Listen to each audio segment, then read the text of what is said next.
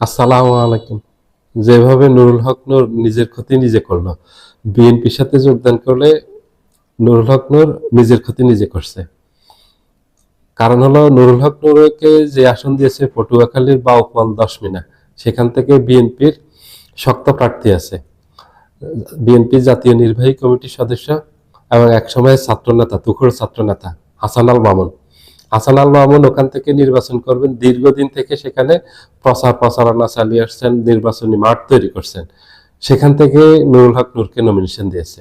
এখন হাসান আল মামুন ঘোষণা দিয়েছে ওখান থেকে সে নির্বাচন করবে, দল যদি তাকে নাও দেয় এবং দল যদি বহিষ্কারও করে তাহলে সে বিদ্রোহী প্রার্থী হিসেবে ওখানে নির্বাচন করবে। এবং সেখানে স্থানীয় বিএনপির নেতা করবে যারা আছে বাউফল 10 মিনা, এই দুইটা উপজেলা নিয়ে একটা আসন। ওই আসনে হাসান আল মামুনের কে সমর্থন জানিয়েছে বিএনপি, ছাত্রদল, যুবদল, এক কথায় বিএনপির অঙ্গ সংগঠনের সকল নেতাকর্মী হাসান আল মামুনকে সমর্থন জানিয়েছে। হাসান আল মামুনও নেতাকর্মীদের সমর্থন নিয়ে নির্বাচন করতেছে। এখন ওখানে বিপাকে পড়ছে নুরুল হক নূর। জোটের কাছে নুরুল হক নূর 2টা আসন চেয়েছে, জোট 2টা আসনই দিয়েছে।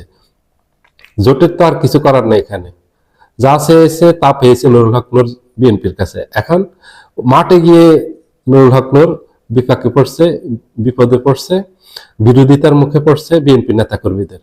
কারণ নুরুল হক নূরের অত জনপ্রিয়তা নেই ওখানে, যে এমপি হওয়ার আছে কিছু জনপ্রিয়তা আছে, নিজস্ব কিছু ভোট আছে, হয়তো 10-20 হাজার ভোট হবে, এর বেশি হওয়ার কথা না। আর কিছু যদি হয় হলো, কিন্তু ওই 10-20-25 হাজার ভোট দিয়ে তো এখন এমপি নির্বাচিত হওয়া যাবে না। সেখানে 2টা উপজেলা মিলিয়ে ভোটার আছে 3 লক্ষের উপরে। তো সেখানে 20,000-30,000 ভোটারও যদি নিজের থাকে, ওটা দিয়ে তো কিছু করতে পারবে না, এমপি হতে পারবে না। ওখান থেকে আওয়ামী লীগ যেহেতু নেই, সেখানে হাসান আল মামুনের পক্ষে যাবে আওয়ামী লীগের ভোটও।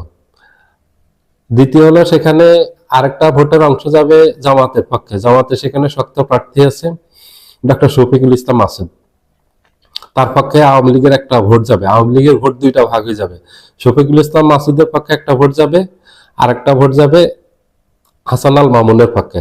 শফিকুল ইসলাম মাসুদের পক্ষে এই জন্য ভোট যাবে, উনি 5ই আগস্টের পর আওয়ামী লীগের অনেক নেতাকে সেভ করছেন। উনি অনেক নেতার ব্যবসা প্রতিষ্ঠান সেভ করছেন, পরিবারকে সেভ করছেন, কোনো ধরনের হামলা করতে দেননি, কোনো ধরনের জোর জুলুম অত্যাচার করতে দেননি, একদম নিরাপদে রেখেছেন, যে রাজনৈতিক প্রতিহিংসার যেন শিকার না হয়। উনি সরাসরি একদম প্রকাশ্যে দাঁড়িয়েছেন আওয়ামী লীগের নেতাকর্মীদের পক্ষে। এই জন্য আওয়ামী লীগের বড় একটা অংশ ডক্টর শফিকুল ইসলাম মাসুদকে সাপোর্ট দিয়ে যাবে, ভোট পাবে। আর একটা অংশ হাসান আল মামুন ভোট পাবে। আর নুরুল হক নূর শুধু নিজের ভোটটা যেটা আছে এটাই পাবে, বিএনপির ভোটও পাবে না, আওয়ামী লীগের ভোটও পাবে না, আর ওখানে তো জামাত স্ট্রং অবস্থায় আছে। তাহলে ওখানে নুরুল হক নূরের সাথে প্রতিদ্বন্দ্বিতা আছে জামাতের খুব শক্ত প্রার্থী ডাক্তার ডক্টর শফিকুল ইসলাম মাসুদ। বিএনপির খুব শক্ত প্রার্থী এই হাসান আল মামুন। নুরুল হক নূর ওখানে হেরে যাওয়ার সম্ভাবনা বেশি। বিএনপিরও সাপোর্ট পাবে না, আওয়ামী লীগেরও পাবে না, নিজের কিছু ভোট আছে, এই ভোট দিয়ে বিজয়ী হওয়া নুরুল হক নূরের পক্ষে সম্ভব হবে না। সেখানে গেলে নুরুল হক নূরের আসন, নুরুল হক নূর সেখান থেকে নিশ্চিত পরাজিত হবে। দ্বিতীয় হলো রাশেদ খানকে আরেকটা আসন দিয়েছে, সেটা ঝিনাইদহ, মহেশপুর, কালীগঞ্জ যে আসনটা, সেখানে রাশেদ খানকে দিয়েছে। এখন সেখানে রাশেদ খান একই অবস্থা হয়েছে, বিএনপির বিরোধিতার মুখে পড়ছে। বিএনপি সেখান থেকে 3জন প্রার্থী আছে যারা আগামী নির্বাচন করতেছে। এখন তারা নুরুল হক নূরকে অবাঞ্ছিত ঘোষণা, সরি, রাশেদ খানকে কালীগঞ্জ, মহেশখালীতে অবাঞ্ছিত ঘোষণা করছে, তার বিরুদ্ধে বিক্ষোভ মিছিল করতেছে এবং সেখান থেকে বিদ্রোহী প্রার্থী হওয়ার সম্ভাবনা বেশি বিএনপির। 3জনের যে কোনো একজন হতে পারে, 3জনও হতে পারে। তা ওখানেও লস দিল, এই যে রাশেদ খান সেখান থেকে হবে না, কারণ সেখানে বিএনপির ভোট, বিএনপির বিদ্রোহী প্রার্থী পাবে। নুরুল হক নূর ফাইনালি যেটা হয়েছে যে বিএনপির সাথে জোটে গিয়ে লাভবান হয়নি। নুরুল হক নূর লাভবান হতো যদি যদি জামায়াতের সাথে যেত। কারণ হলো জামাত যেখানে নমিনেশন দিবে সেখান থেকে দলের কেউ বিদ্রোহী প্রার্থী হবে না, এটা নিশ্চিত। এবং জামাতের তার আসনে ভালো একটা ভোট ব্যাংক আছে, নুরুল হক নূরের যে আসন পটুয়াখালী বাউফল, সে ভোটটাও পেত, নিজেরটাও পেত, হওয়ার একটা সম্ভাবনা, এমপি হওয়ার একটা সম্ভাবনা ছিল। যেহেতু ওখানে জামাতের একটা ভালো অবস্থান আছে, জামাতের ভোট আছে, এবং আওয়ামী লীগের ভোটগুলিও জামাত এই নুরুল হক নূর পেত। নুরুল হক নূর ফাইনালি লাভবান হতে হলো জামাতের সাথে গেলে। নুরুল হক নূর একটা বড় ভুল করছে। ও ভালো রাজনীতি বোঝে, কোনো সন্দেহ নেই, ও রাজনীতি ভালো বুঝে, কিন্তু ভুল সিদ্ধান্ত নিয়েছে। ভুল সিদ্ধান্ত নিলে এরকম অনেক দলই আমাদের দেশ থেকে দেখা গেছে রাজনৈতিক ভুলের কারণে একেবারে নিঃশেষ হয়ে গেছে।